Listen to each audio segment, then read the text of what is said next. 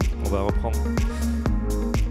Voilà, chers amis, on va reprendre dans quelques instants pour l'après-midi. J'espère que le déjeuner s'est bien passé. Vous avez été studieux aussi pour certains pendant le déjeuner.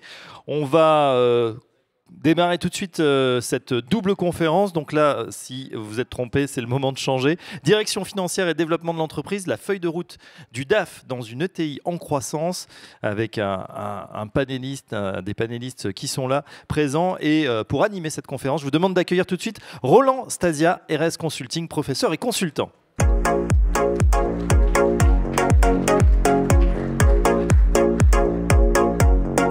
Roland, c'est à vous.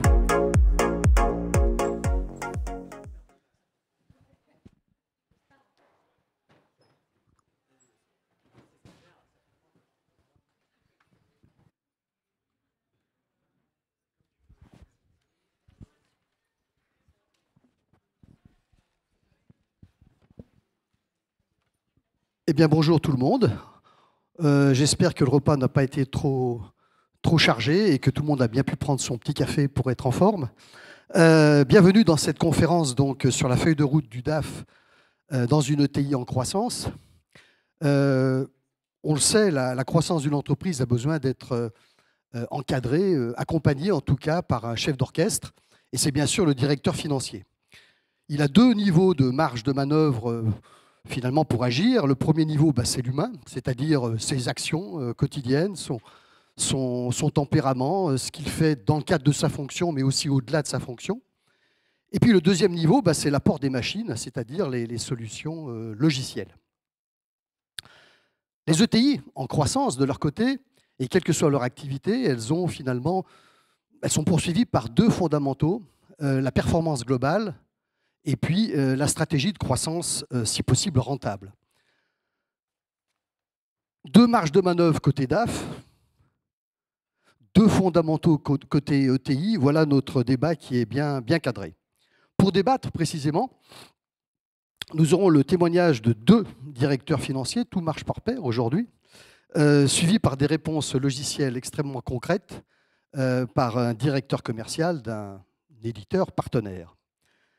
Nous avons la chance d'avoir deux profils de financiers aussi brillants que sympathiques, oui, d'ailleurs, je voulais dire singuliers, mais ils sont par ailleurs, vous allez le voir, très sympathiques, puisque l'un a décidé pas moins de démocratiser les meilleures pratiques financières dans le monde des startups et de préparer ainsi le terrain de la performance quand elles deviendront PME puis ETI. Et l'autre travaille dans une société qui ambitionne de créer un système entrepreneurial qui soit propice à la finance philanthropique pour les ETI. Rien que ça. J'ai donc le grand plaisir de vous présenter nos deux invités. Au bout, là-bas, c'est notre directeur financier, alors, New Look. Hein. Pourquoi New Look? Parce que Francis, tout d'abord, il est directeur financier et conseil, il a une double compétence. Il fait partie de cette nouvelle génération de CFO qui aiment bousculer les codes. À la trentaine à peine dépassée, il a déjà fait de l'audit externe, de l'audit interne et occupé 3 postes de CFO. Romain Broutier, lui, directeur financier du groupe Raise. Romain est doublement concerné par le questionnement de cette conférence parce qu'il est non seulement directeur financier, mais aussi dans une société d'investissement et fonds de dotation. Et donc, il se met par définition au service de la stratégie de croissance rentable de très nombreuses ETI et même de start-up. Le deuxième niveau de marge de manœuvre du directeur financier, ce sont bien sûr les outils logiciels. Et le digital a méchamment accéléré pendant la crise du Covid, on l'a tous vu. On a vu aussi, on a même pu le mesurer, que pendant cette crise, les entreprises digitalisées s'en sont nettement mieux sorties que les entreprises sous Excel. On n'a pas su mesurer exactement les corrélations entre le burn-out et Excel, mais force est de constater que de nombreux contrôleurs de gestion ont été atteints de cette maladie dans les entreprises sous Excel essentiellement. Les gains de temps sont bien sûr recherchés par tous les bons contrôleurs parce qu'ils ont besoin d'en passer beaucoup plus de ce temps avec les opérationnels.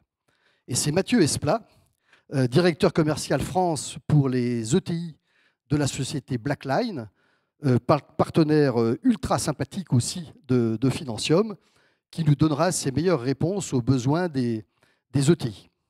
Mathieu est un ancien auditeur d'un des Big Four, qui commence par un D, je crois, et qui a évolué vers la direction commerciale d'éditeurs de logiciels dans la sphère financière. Quant à vous, chers participants, eh bien évidemment, vous pourrez prendre la parole dans le troisième quart d'heure de cette conférence. Alors, on va commencer par le premier, notre cher Francis. Finalement, toutes les ETI ont démarré comme start-up, avant même que le mot start-up n'existe d'ailleurs. Est-ce que vous pourriez nous décrire la transformation d'une entreprise depuis ce stade initial jusque, alors peut-être pas le grand groupe, mais peut-être, je ne sais pas. Bonjour à tous. Belle intro, Roland, merci. Comment est-ce qu'une entreprise commence? A priori par une idée. Une idée à laquelle on va essayer de donner corps au travers du développement d'une solution, quelle qu'elle soit. Et cette solution, avec un peu de chance, elle rencontre son product market fit. Grosso modo, elle rencontre un marché et on commence à la commercialiser. Fort de ce constat-là, il peut y avoir des mécanismes de croissance attenants. Soit on grandit grâce à l'autofinancement, on peut essayer de leverager de la dette, on peut essayer de lever des fonds auprès de fonds d'investissement ou autres acteurs du financement contre prise de participation du capital. Et si tant est que la courbe de croissance soit très droite, on peut atteindre en quelques années ce stade de TI, en passant par la mise en place de process, le développement de toute notre solution et finalement l'extension de notre portefeuille client. Eh bien, merci Francis pour cette super intro aussi. Je rajoute maintenant Romain dans les discussions parce que j'aimerais bien que vous dialoguiez tous les deux. Depuis quelques minutes, ça y est, on a grandi, on est tous devenus une ETI respectable. Est-ce que vous pouvez nous faire part de vos contributions respectives précisément à la stratégie de croissance rentable de vos entreprises respectives ou de celles que vous avez connues? Peut-être Romain, oui, pour commencer. Je prends la suite. Bonjour à tous. Francis le disait, il faut avoir une idée. Et nous, on le voit, hein, en tout cas sur nos métiers, et je pense que ça concerne toutes les personnes qui sont dans la salle, il faut se réinventer. C'est-à-dire que ce n'est pas parce qu'on a eu l'idée et qu'il faut la dérouler pendant le laps de temps, selon chaque étape, de la même manière. Et je dirais aujourd'hui, nous, Raise, qui sommes une société d'investissement, on essaye de venir aux côtés des équipes dirigeantes et notamment, bien sûr, et on en parlera, je pense, après, des équipes financières avec une forme de boîte à outils d'accompagnement qui fait qu'il faut changer de lunettes, mais peut-être avoir dès le départ, en plus de l'idée et des différentes étapes, peut-être 4 choses à retenir. 1, le partage. 2, rester ouvert d'esprit, dans le sens où il faut parler de parité, diversité, et ce n'est pas qu'une fois par an. 3, notre métier à la base mesuré, et c'est là où on nous a beaucoup contraints à cette fonction par le passé, mais je pense qu'on attend plus ça de nous, directeurs financiers, on attend de nous justement d'accompagner et de surtout mettre en valeur cette data collectée, sinon vous ne ferez jamais partie de la direction générale, vous serez une fonction support, et je pense qu'on est tous d'accord ici pour ne pas être considérés comme des fonctions ou des centres de coûts, donc choisissez votre camp. Et le quatrième et dernier point, et ça c'est encore plus valable qu'on soit une ETI et une start-up, vous le disiez tout à l'heure, mais tout le monde s'intéresse à ça, c'est surtout innover. Pensez pas, en tout cas, je ne pense qu'il ne faut pas se dire ça marche comme ça et on continue comme ça. Écoutez vos équipes plus jeunes et qui vont peut-être vous stimuler pour peut-être améliorer vos process. Et l'innovation dans nos métiers restera un sujet, à mon avis, cœur. Fondamentalement d'accord, d'autant plus que je pense qu'on ne fait plus de la finance aujourd'hui comme on le faisait il y a 20 ans. Et le rôle du DAF a bien évidemment profondément évolué, tant par les outils qui lui ont été mis à disposition que par son rôle et la posture qu'il se doit de tenir finalement au sein de ces entreprises. Et aujourd'hui, je pense qu'on ne peut pas parler seulement d'un rôle de DAF, mais de plusieurs rôles de DAF, en fonction des passages de croissance, en fonction de la maturité de l'entreprise. Le rôle profond de cette fonction, elle va être relativement différente. Et on vient tous de quelque part. Moi, je suis arrivé chez Payfit en tant que premier financier avec un champ de travail qui était magnifique. Il faut commencer par mettre en place les bases, et ça passe souvent par la compta. Et une fois qu'on a ces bases solides-là, on peut commencer à mesurer la performance en effet. Et de plus en plus, une fois que l'entreprise se développe, qu'elle investit, et qu'elle investit aussi sur sa fonction finance, ça lui permet de soit avoir du personnel, soit avoir des outils qui vont lui permettre de monter en gamme sur la précision des chiffres mis à disposition du board, de la direction générale, des autres parties prenantes de l'entreprise, et de rendre cette entreprise peut-être plus performante demain grâce à ces analyses-là. Merci à tous les deux. On a bien découvert qu'il y avait plusieurs rôles de DAF et on ne peut plus dire le rôle du DAF. Et là, on parle bien du directeur financier, pas de son équipe. Hein. C'est encore autre chose, le travail de son équipe. On est bien sur le directeur financier personné, intuité. J'ai une question pour Romain et une pour Francis, ça tombe bien. Romain, en tant que directeur financier et investisseur, quels sont les bons ingrédients à mettre pour réussir la recette du parfait investisseur? Donc ça, c'est la question pour Romain. Et la question pour Francis, j'aimerais bien que vous terminiez en nous disant, finalement, quelle est la meilleure façon pour un directeur financier de préparer le terrain de la performance pour que celle-ci soit surtout pérenne. Romain, la recette. Merci pour la question, pour la recette magique. C'est comme tout propos, à mon avis, à un moment donné, il faut le préparer. Parce que quand on dit finalement financer sa croissance, le projet de la direction générale au sens large, il faut qu'il soit bien défini en amont.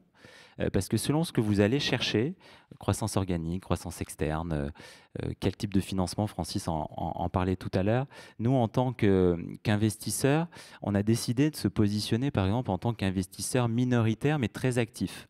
Je ne sais pas si vous avez ce panorama devant vous, mais c'est globalement, vous pourriez avoir des minoritaires plutôt passifs. On mettra dans cette catégorie-là plutôt les banques.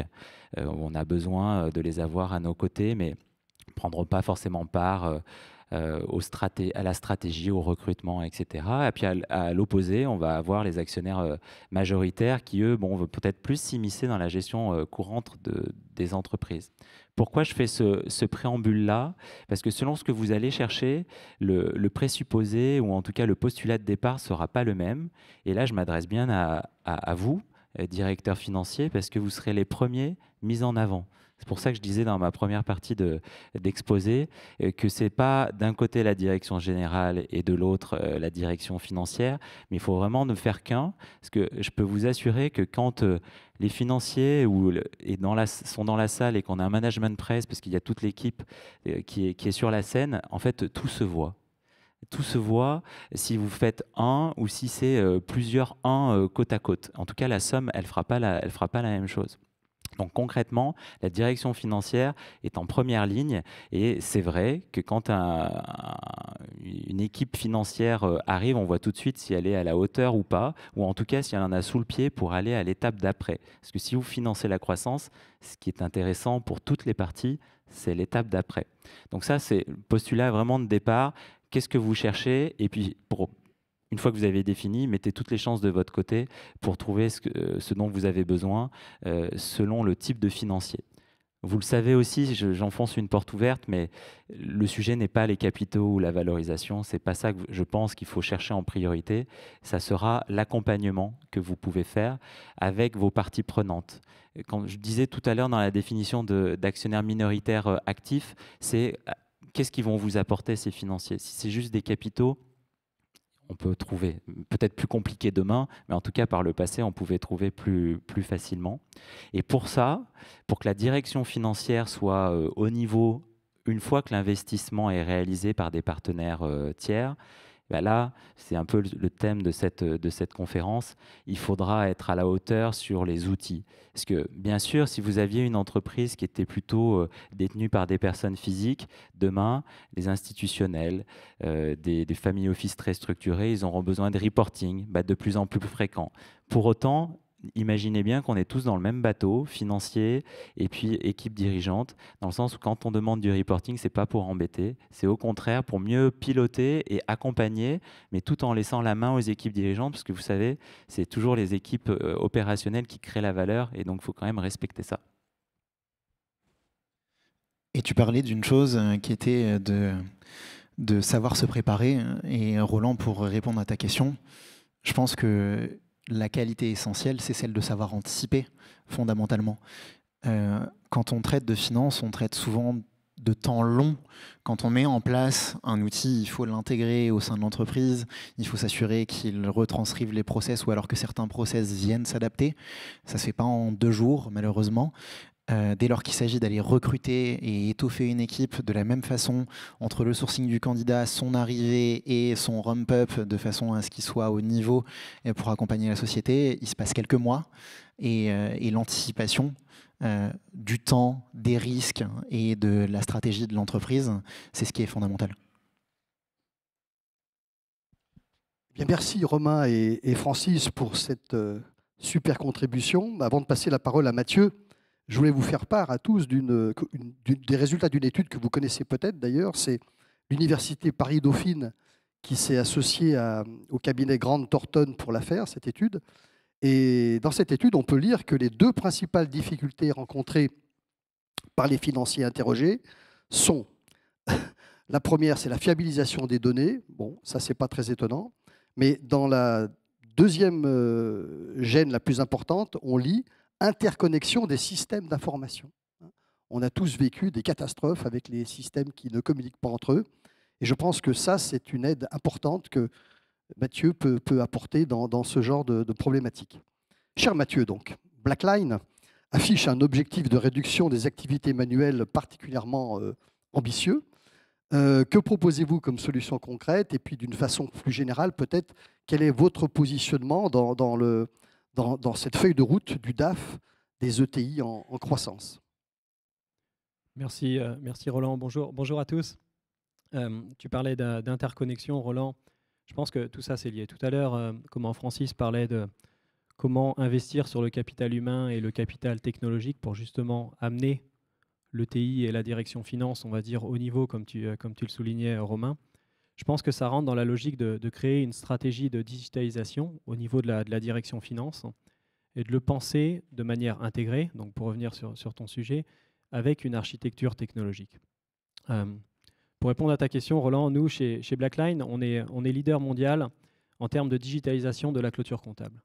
Donc on travaille avec des ETI, des grandes entreprises, on leur permet d'automatiser leur clôture comptable.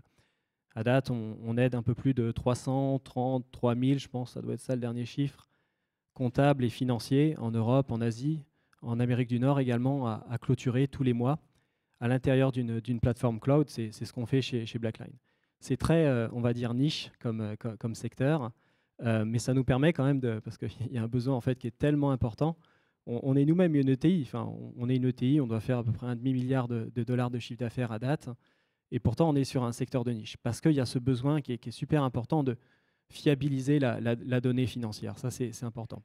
Qu'est-ce qu'on voit dans les ETI en termes d'infrastructure, on va dire, technologique? Si on schématise un petit peu, les ETI, elles sont équipées avec un ERP, je pense que vous en visualisez certains derrière moi. Il y a également les workflows clés qui sont automatisés. Donc ça va être des workflows, par exemple, sur le traitement des achats, des notes de frais. Généralement, ces couches technologiques, elles sont là. Ça, pourquoi c'est là? Ça permet, il faut le faire, notamment sur l'aspect comptabilité et finance, mais 2, ça permet surtout de rentrer dans des logiques où on est capable de sortir de l'information fiabilisée pour aller la mettre, je dirais, dans des solutions pour faire des états financiers, par exemple, ou l'alias fiscal, ne serait-ce que pour répondre aux besoins réglementaires et fiscaux, et également produire des reportings. Donc, généralement, dans les ETI, nous, ce qu'on constate, c'est que la fréquence de reporting, c'est une fréquence soit trimestrielle, soit mensuelle. Et pour le coup, quand on est directeur comptable ou directeur financier de cette belle ETI, tous les mois ou tous les trimestres, on appuie sur un bouton, en sortie de ERP, hop, ça rentre automatiquement dans la solution de gestion là, des états financiers ou de reporting, et on est content, on a nos petits reporting et nos petits camemberts qui sont mis à jour. Bon, ce monde idéal, il est très beau, mais en réalité, il n'existe pas. Il n'y a pas de clavier à date où il y a la touche reporting qui existe. Donc ça n'existe pas. Je crois qu'en parallèle de nous, il y a une conférence sur les ERP, donc j'espère qu'ils ne sont pas en train de raconter l'inverse. En tout cas, pourquoi ça n'existe pas? Ça n'existe pas parce que entre les deux, donc si on arrive à automatiser je vais avancer les éléments comme ça, on est au fait. Si on arrive du coup en sortie d'ERP, donc ça c'est assez simple pour le coup et c'est généralement bien en place, mais dans la direction comptable, on va vouloir fiabiliser l'information. C'est normal, c'est un peu. J'ai des enfants en bas âge, quand ils font leur dictée à l'école, on relit la dictée avant de la rendre à la maîtresse. Et là, c'est un peu pareil. Il faut revoir pour le coup ce qu'il y a dans l'ERP et il faut fiabiliser cette donnée pour pouvoir après répondre aux besoins des investisseurs avec de l'information fiable. Quand on s'essaie à envoyer de l'information où on accepte un risque d'erreur un peu plus élevé, bon, généralement, on prend un risque. Quand on fait une erreur, on n'a pas envie de le prendre une deuxième fois. Donc, il y a ce besoin de fiabiliser l'information. Et ça, ce besoin, à date, c'est géré avec le pack office. Donc Excel, on s'envoie des échanges par email pour se dire quand le boulot est fini. Et ça, c'est une vraie couche technologique qui manque à date dans les ETI. C'est d'ailleurs ce qui différencie les ETI des grandes entreprises. Les grandes entreprises, à date, elles ont automatisé on va appeler ça ce workflow. Donc nos amis anglo-saxons parlent du record to report. Donc c'est ce qui se passe entre la comptabilité et le tableau de bord. Dans les grandes entreprises, c'est automatisé. C'est ça qui permet à des grandes entreprises de clôturer. Alors des fois, ils font même une compète. Hein. Il y en a J+4, J+5, d'autres J+3. Ils font ça parce qu'ils ont une couche technologique, ils ont investi dans leur infrastructure, et notamment l'infrastructure technologique, comme le mentionnaient nos deux intervenants tout à l'heure. Ce n'est pas juste parce qu'ils font des provisions. Il y a quand même une couche technologique qui facilite cette clôture. Et ça, c'est quelque chose qui est absent à date dans beaucoup d'ETI. Ce qu'on constate sur le terrain, c'est qu'il y a même en réalité un peu deux groupes d'ETI. Il y a un groupe d'ETI qui n'a pas d'urgence à changer son statu quo parce que le schéma en place de fiabilisation de la donnée financière, donc ce fameux schéma de clôture comptable, il a lieu au trimestre ou au mois. Bon, les données elles sortent à J+15, parfois un peu plus, parfois un peu moins, et c'est pas grave, c'est très bien comme ça. En revanche, il y a un deuxième groupe de TI où le statu quo il est en train de changer. Et il change ce statu quo. Pourquoi? Ça peut être pour soit des besoins réglementaires qui vont pousser le TI à devoir mieux fiabiliser ses données, ou alors fiabiliser des données plus fréquemment, passer de trimestriel à mensuel par exemple, ou plus rapidement, ne pas se permettre d'attendre J+15 et passer la moitié du mois à essayer de faire la clôture dans l'équipe comptable, mais plutôt essayer de fiabiliser les données en début de mois. Et ça, si ce n'est pas pour un besoin réglementaire, ça peut être aussi pour un besoin tout simplement de croissance. Parce que si la société est en croissance, il y aura un besoin interne d'avoir des données fiables, un peu plus fréquemment que 4 fois par an. Et parfois, ça peut être également amené par les investisseurs, tout simplement. Les investisseurs, ils sont super sympas, Romain est sympa, ils apportent des sous, c'est très bien, mais il y a une contrepartie, c'est qu'il va falloir quand même suivre l'investissement pour le coup. Et du coup, nous, ce qu'on constate, c'est qu'il y a vraiment ce groupe d'ETI qui est en train d'émerger, qui sont les ETI en croissance, et ce n'est pas forcément en hyper-croissance. On parlait de Payfit tout à l'heure, ça peut être des ETI en croissance honorable, 3, 4, 5%. Il y a quelques fonds au capital. Ça remet un peu en cause, on va dire, le statu quo. Et pour le coup, la direction comptable, la direction finance se retrouve un peu coincée parce qu'on leur demande de sortir de meilleures données, plus fréquemment, plus rapidement. Et il y a un peu deux alternatives finalement devant cette équipe. C'est soit je reste comme je suis, et par contre, il va falloir plus de temps humain en fait pour remplir ces magnifiques matrices Excel qui souvent permettent de justifier les comptes. Nous, on le quantifie ça. Dans une ETI qui fait à peu près 200-300 millions, quand on veut passer trimestriel à mensuel, il faut recruter 3 à 4 personnes, globalement, pour donner un ordre d'idée. Ou donc, soit il y a une couche technologique qui est possible. Donc ça, encore une fois, nous, c'est là notre place. On a aussi un concurrent qui permet de faire ça. Je pense qu'on doit se partager un peu le CAC 40, par exemple, avec ce genre avec notre concurrent, parce qu'encore une fois, les grandes entreprises, elles ont automatisé donc, ce fameux schéma de record to report, et les ETI, c'est en train d'émerger, notamment dans les ETI en croissance, parce qu'il faut penser en fait son organisation finance avec une vision, en français on dit peut-être agile, ou une vision scalable des choses pour que ce soit beaucoup plus efficace, je dirais. Voilà un petit peu ce qu'on fait chez Roland, chez BlackRock. Merci Mathieu, parce que ça nous donne vraiment très envie. on sent la valeur qu'il y a derrière tout ça. Et comme Romain nous disait tout à l'heure qu'il ne faut pas que le directeur financier se considère comme un centre de coût, je ne sais pas s'il doit se considérer comme un centre de profit, en tout cas un centre de valeur, oui, forcément. Et donc, n'hésitons pas. Après vous avoir remercié, hein, vraiment c'était fort intéressant. Il est temps de passer maintenant à la salle. Donc vous allez pouvoir vous lâcher sur des questions sans filtre et sans filet d'ailleurs. Allez-y, qui veut poser la première?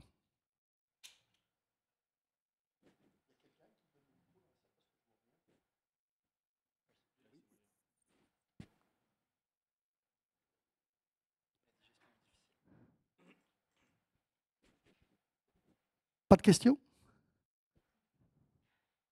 Ah, c'est la première qui est toujours la plus difficile. Alors, allez-y. Ce que je ne vois pas vraiment dans la présentation, j'ai bien vu l'analyse un peu classique, le fait d'accélérer les clôtures et tout ça, c'est très bien, très important. Mais il me manque un petit peu la prospective. Je vois encore de l'analyse qui est trop passive. Après, c'est vrai qu'on anticipe un petit peu, mais qu'est-ce qui est fait aujourd'hui dans vos sociétés pour développer pour s'adapter au marché?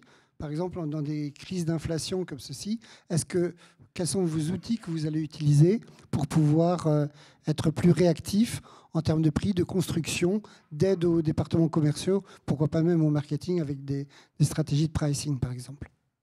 Francis a beaucoup insisté sur l'anticipation. Entre anticipation et prospective, il y a quand même des rapports. Mais peut-être voulez-vous compléter la réponse? Moi, je ne pourrais pas intervenir sur l'aspect produit, parce que ça, on va dire qu'on va la laisser à Mathieu. Mais justement, vous l'avez dit, monsieur, notre job d'aujourd'hui, finalement, c'est d'anticiper, c'est ce qui a été dit, et puis finalement, c'est d'être acteur. Et peut-être, est-ce que le travail de nos équipes a une plus grande valeur ajoutée, justement, pour récupérer cette data, certes, peut-être le plus rapidement possible, mais la mettre en valeur. Et, je le disais aussi tout à l'heure, de manière plus pédagogue. Et vous l'avez dit, je pense que la réponse, vous l'avez en partie déjà donnée, c'est que finalement, la direction financière ne doit pas rester seule avec cette data. On doit être, c'est les termes qu'on utilise quasiment depuis 2 ans, de business partner, très tourné business, et donc travailler avec les autres organes de direction de l'entreprise, puisque si on a cette data mais qu'on la garde pour nous, ça servira à rien et on ne pourra pas anticiper. Donc, moi, ma partie de réponse, c'est que je pense qu'on est un acteur majeur de la conduite du changement, surtout dans des périodes compliquées, puisqu'on possède beaucoup d'informations qu'on avait par le passé tendance à garder que pour nous, ou que pour un cercle limité, et qu'on doit l'ouvrir. Et qu'au-delà de ça, peut-être, dès lors qu'on fournit des analyses, plus poussées elles sont, plus elles ont nécessité d'être co-construites avec les business partners avec lesquels on échange. Une analyse purement financière, finalement, elle va juste faire état d'une situation et elle ne va pas permettre la prospectivité dont vous parliez. Dès lors qu'il s'agit d'aller résoudre un problème, nous, on va aider à faire le constat. On va rentrer dans les mécanismes qui permettent de constituer cette donnée chiffrée pour essayer d'aller trouver les zones d'amélioration. L'inflation, c'est un sujet qui est relativement externe, sur lequel on peut avoir des marges de manœuvre en entreprise en réévaluant nos prix, en essayant d'aller chercher des économies à droite et à gauche, d'optimiser la chaîne de valeur et de s'adapter à ce contexte qui est finalement global. En revanche, il y a plein de sujets plus opérationnels où, au contact des départements qu'on accompagne, avec leur savoir-faire et le nôtre, on peut trouver les solutions. Sur le produit, peut-être? Alors, ouais, ce que je peux peut-être compléter, ce cas que vous mentionnez, on le voit assez fréquemment en réalité actuellement. Pourquoi? Parce qu'il y a en effet tout un contexte qui évolue assez. Il y a eu beaucoup d'échanges ce matin sur tout le contexte inflationniste. Et ce qui est important, du coup, c'est avoir la capacité d'analyse pour être en mesure, parfois, il faut même être en mesure de justifier en fait, le passage de coûts en fait, au client, enfin de prix, en fait, l'augmentation de prix. Il faut être en mesure de pouvoir le justifier tout simplement. Donc il faut être capable de le faire rapidement, pas en retard. Donc on est un peu coincé entre les deux. Donc soit il y a un sujet de, je pense, profondeur sur les éléments de reporting que vous pouvez avoir. Donc ça peut être votre couche, on va dire, de BI ou vos éléments de reporting. Nous, ce qu'on constate, parce que c'est aussi notre secteur d'activité, c'est que beaucoup d'ETI ont en réalité déjà leur reporting en place. Ce schéma-là, il est en place. Leur besoin, c'est d'avoir la donnée dans le reporting plus rapidement. Donc que cette roue-là tourne rapidement parce que ça leur permet, plutôt que de faire l'échange à J+20 sur voilà où on en est, etc., et quelles décisions on peut prendre, essayer d'accélérer cet échange et de l'avoir à J+4 et J+3. Et là, on se gagne 20 jours. Et donc ça peut être 20 jours pour la négociation de financement, 20 jours de négociation dans du passage de prix, etc., etc. Et donc, quand on est dans cette logique de comment on fait pour faire tourner ça plus rapidement, c'est là où vous devez rentrer dans une chaîne de comment je peux automatiser donc ce fameux record to report, ou ce qui se passe entre ma comptabilité et mon tableau de bord. Et encore une fois, bon, ça c'est vraiment ce qu'on constate sur le terrain. À date, c'est Excel. Enfin, et encore, quand je dis Excel, parfois c'est Excel couplé avec des emails pour se dire quand on a fait quand le travail a été fait. Parfois, on fait même une réunion pendant la période de clôture, tous les jours, 1 heure, savoir qu'est-ce qui est fait et qu'est-ce qui reste à faire. Et on voit même des versions un peu hybrides avec un magnifique paperboard qui est affiché dans la salle de la direction comptable, et chacun vient mettre une petite croix quand le boulot est fait. Enfin, il y a vraiment plein de façons de procéder, et la plupart du temps, c'est pas assez automatisé. Enfin, il faut arriver à automatiser ça si le TI a un enjeu en fait d'avoir évidemment plus rapidement accès à l'information. Si elle n'a pas cet enjeu, ça ne sert à rien de changer la donne. En revanche, encore une fois, quand l'ETI soit elle est en croissance, soit parce qu'il y a un besoin pour les investisseurs, soit parce que le contexte, notamment l'inflation, est en train de remettre en cause, pour le coup, le statu quo, c'est là où il faut se dire, bon, où est-ce qu'on dépense des jours, en fait? Quand on est à J+15, J+1, où est-ce qu'on les passe, les 20 jours, les 15 jours? Comment on les passe? Où est-ce qu'on a les grosses périodes qui sont passées? Et comment après je peux automatiser ça? Comment je peux automatiser ça? Ce qui est intéressant, ce qu'on voit parfois quand on met en place les solutions technologiques, c'est qu'en réalité, donc, il y a une couche technologique qui permet d'automatiser, mais il y a aussi une partie de la technologie qui permet juste de construire des workflows et d'identifier où est-ce qu'il y a des blocages, en fait. Et parfois, en fait, la technologie, elle permet juste d'accélérer en fait les échanges humains pour se dire c'est bon, ça c'est fini, tu peux démarrer ta partie à toi. Et c'est comme ça qu'on est capable de gagner des jours en cherchant vraiment sur le end-to-end à automatiser, à fonctionner plus rapidement. Peut-être pour essayer de compléter la réponse, le point de vue du prof, j'ai enseigné pendant 6 ans à Dauphine, et je peux vous dire que tous les contrôleurs de gestion en herbe et directeurs financiers en devenir qui sont dans cette université ont non seulement des cours de conduite du changement, Romain parlait de la conduite du changement, parce qu'aujourd'hui, effectivement, l'anticipation passe par cette agilité, sa capacité à s'adapter en permanence. C'est fini la stabilité infinie. Eh bien, ils suivent des cours donc, de conduite du changement donnés par des intervenants qui sont eux-mêmes des spécialistes, des experts en la matière, et ils ont un real case où ils doivent réellement accompagner une entreprise dans le cadre d'un changement. Et je crois que ça fait partie aussi de la préparation pour les futurs financiers, d'avoir cette dimension non seulement digitalisation dont on parle beaucoup, mais aussi cette capacité à accompagner un changement. D'autres questions peut-être, ou un complément de Juste Romain? un dernier thème, parce que je me rends compte qu'on l'a très peu abordé, on s'est concentré beaucoup sur des chiffres, mais dans nos périmètres, il y a aussi la partie extra-financière et qui se monitore, à mon sens, de la même manière. Et ça m'y a fait penser, quand tu parlais des plus jeunes, ça sera aussi un moyen pour l'interne et l'externe pour soit garder nos talents, soit les recruter, ou soit capter de nouveaux clients.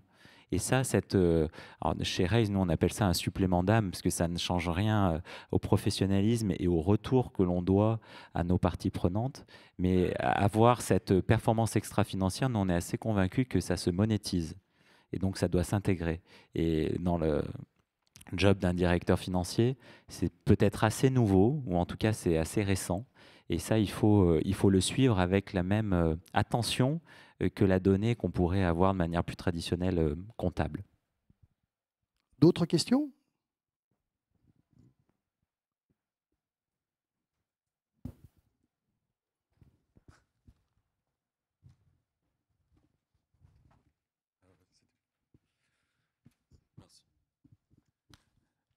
Peut-être que vous pouvez nous donner un peu vos vues sur la façon dont le DAF peut se positionner aussi dans l'accompagnement d'entreprise, plus dans sa croissance et dans la nécessité d'ajuster sa structure aussi, son organisation, sa façon de fonctionner, ses process, Parce que ce n'est pas uniquement je dirais, sortir des analyses et des reportings, hein, c'est aussi aider l'entreprise à bien se structurer pour pouvoir ne pas avoir je dirais une crise de foi en ayant une surconsommation des ressources qu'on a. Je vais prendre la question avec la casquette d'investisseur. Et Francis faisait cette allusion entre la photo et le film. Quand on rentre en levée de fonds, ou en tout cas quand on est en hypercroissance, on a tendance à vouloir faire la photo. Et donc du coup, sur les équipes financières, on va regarder comment c'est structuré, le qui fait quoi et comment ça marche. Et justement, on l'a répété encore dans la question précédente, il faut l'anticiper. Et notre job à nous, c'est d'anticiper, pas de subir, d'être acteur, etc. Donc justement, pour répondre à votre question, il faut essayer, mais c'est dur quand on est en croissance, de ne pas avoir 6 mois de retard en fait sur les choses. Et c'est pour ça que tout à l'heure, je parlais de rétention des talents, parce que finalement, j'ai l'impression, et là je prends la casquette de directeur financier, que notre préoccupation n'est pas forcément les outils, n'est pas forcément peut-être le temps à dégager pour mettre en place tout ça, mais c'est garder le savoir dans l'entreprise et garder les talents. C'est plutôt ça la préoccupation du moment. Et donc par conséquent, il faut anticiper ça, justement pour que la gestion de la croissance soit plutôt saine. Et moi, je le vois dans les entreprises qu'on accompagne. Il faut recruter des talents et pas des moules, pas des gens qui rentrent dans des moules. Dans le sens où il faut justement des gens qui viennent avec un bagage extrêmement varié, parce que sinon, ça ne sert à rien d'avoir des équipes humaines. On trouvera certainement une machine ou de l'intelligence artificielle qui fera ça. Et une façon d'aller challenger le statu quo, c'est aussi de se comparer par rapport aux autres.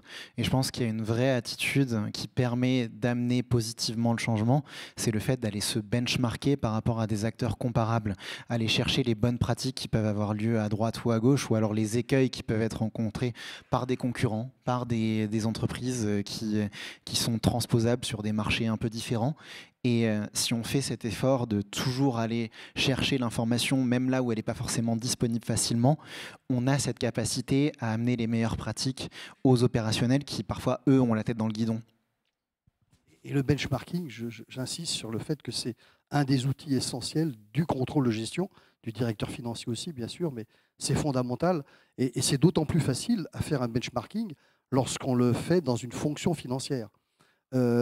Pour un contrôleur de gestion de la R&D de Renault, aller faire un benchmarking avec Toyota, PSA, Stellantis, Co, sur le budget de R&D, ça va être très difficile d'ouvrir les portes, parce que c'est hyper confidentiel.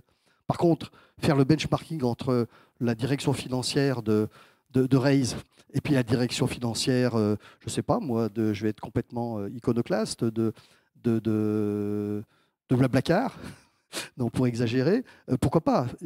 Quand on compare des fonctions, même si ça a été pertinemment contesté par Romain, des fonctions support, c'est beaucoup plus facile de le faire dans des entreprises qui ne sont pas directement concurrentielles. Donc le benchmarking, c'est un super outil de comparaison de performance.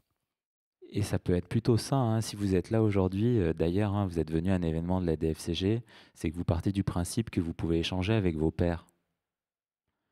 Donc déjà, dans vos clubs respectifs, je pense qu'on peut parler à bâton rompu des sujets et voir s'il y a des bonnes idées à prendre à gauche ou à droite. C'est pas de l'espionnage industriel, je pense. C'est juste du bon sens et on est tous dans le même bateau. On a inventé un slogan pour la DFCG, supplémentaire, DFCG, benchmarking géant. D'autres questions ?